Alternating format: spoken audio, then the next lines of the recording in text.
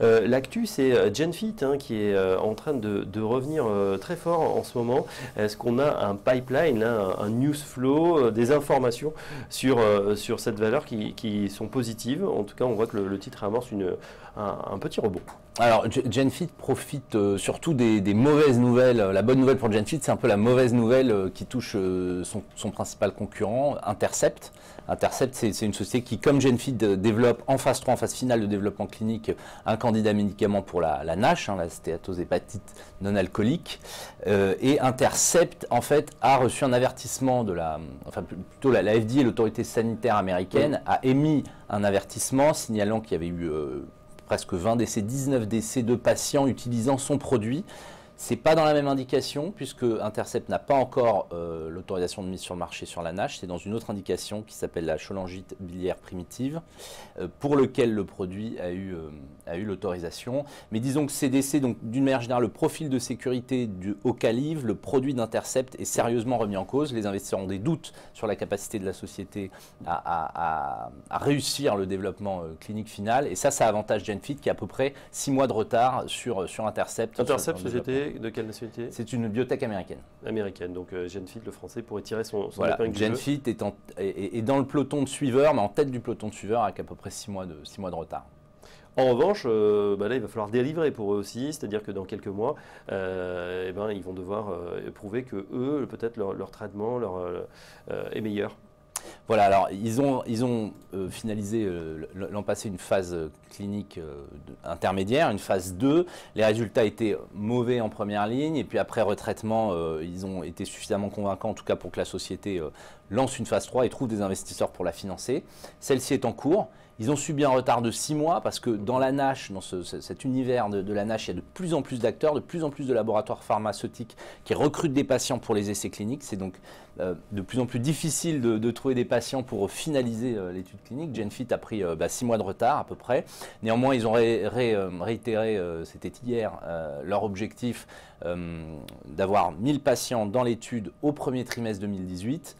Donc après, il faut compter à peu près au moins 18 mois pour avoir des résultats, les résultats de phase 3, donc les résultats sur cette cohorte de 1000 patients. On les attend fin 2019, voilà, pourrait permettre ensuite en 2020 à GenFit d'avoir une autorisation provisoire. Titre très volatile, hein, quand on regarde le graphique, le profil depuis le début de l'année, on était sur les 25 €, on est monté jusqu'à 35, on est redescendu sur les 25, là on réamorce une petite hausse, c'est vrai que c'est la caractéristique hein, de ces biotech. Il y a de toute façon un essai de phase 3 comme ça, c'est difficile de savoir ce qui va en ressortir, c'est vraiment un pari, sur le plan boursier c'est un pari binaire.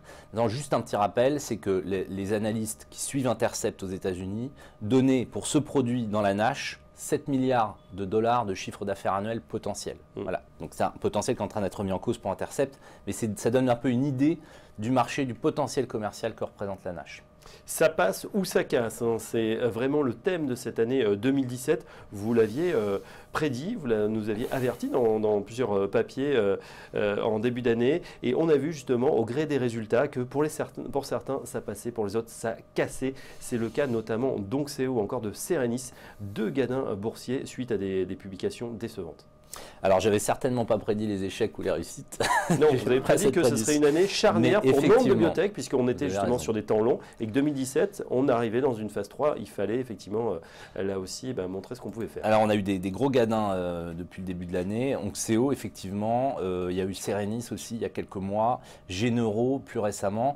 À chaque fois sur des biotech qui avaient malheureusement un produit phare très avancé dans le développement clinique et derrière des choses beaucoup plus précoces, un pipeline parfois assez étoffé de projets, mais des choses qui étaient à un niveau très précoce du développement. Donc sur le plan de la valorisation, sur le plan boursier, ça a été sans appel. Hein, l'échec du produit entraînait des chutes vertigineuses des cours de bourse. Alors, il y a eu de toute façon une série noire, on se souvient en 2016, on avait eu des échecs sur Genticell, des difficultés, Valneva également qui avait subi un gros échec. Il y a eu quelques bonnes nouvelles, il ne faudrait pas les oublier. Elles concernent, c'est vrai, des programmes un peu moins avancés, donc elles ont un peu moins changé l'atmosphère et l'ambiance, mais enfin, Erytech dans le cancer du pancréas, Abivax dans le HIV, Poxel qui va lancer une phase finale de développement au Japon, Céliade qui a eu un accord avec Novartis. Tout ça, c'est des bonnes nouvelles qui ont eu un impact boursier, mais qui n'ont pas peut-être pas été suffisamment bien appréciés par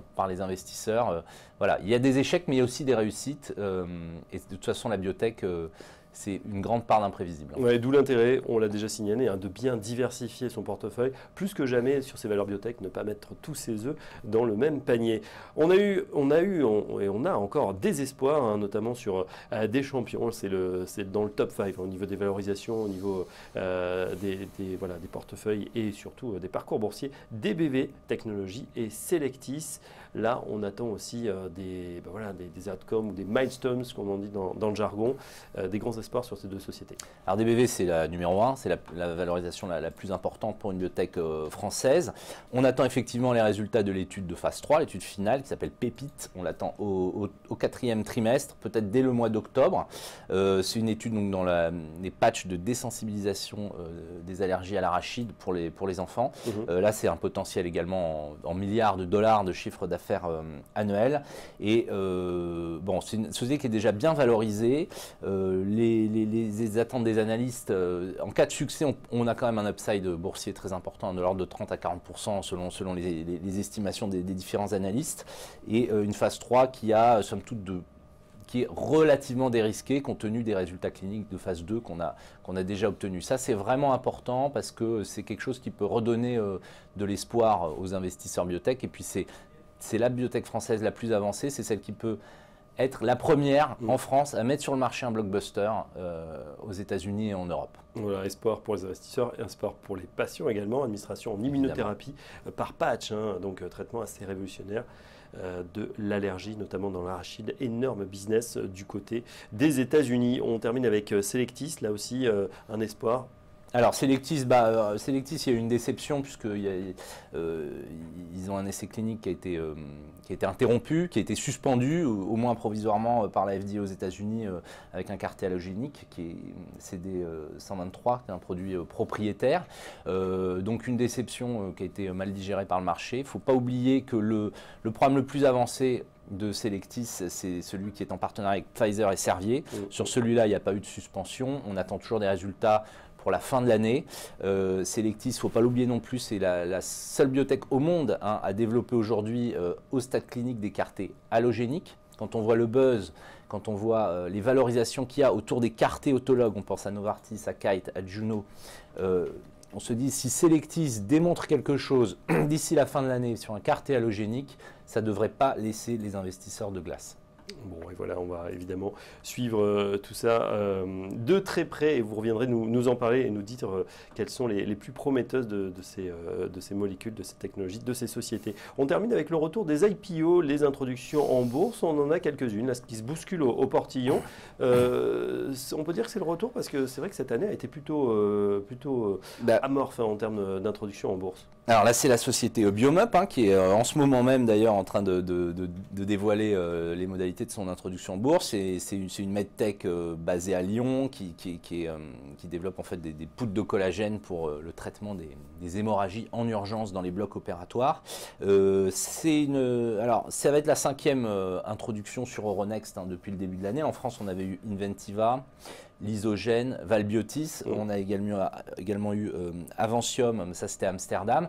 Donc finalement, 5 IPO dans les sciences de la vie, c'est ce qu'on avait eu en 2016. On est loin des niveaux de 2015, mais bon, faut pas oublier. Il y en avait eu quoi, une quinzaine, une vingtaine ? Il y en avait eu 12 sur Euronext, il y en a eu plusieurs dizaines aux États-Unis.